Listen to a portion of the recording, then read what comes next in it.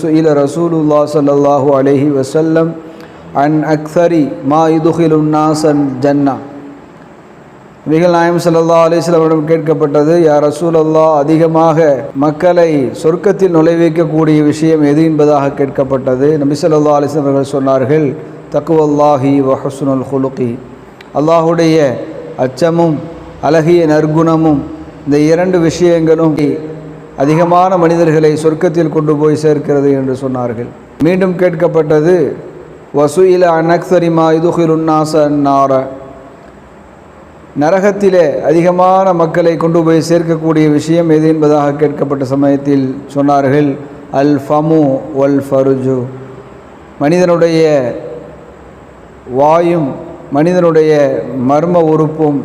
இந்த இரண்டும் மனிதர்களை அதிகமாக நரகத்திலே கொண்டு போய் சேர்க்கிறது என்பதாக நாயகம்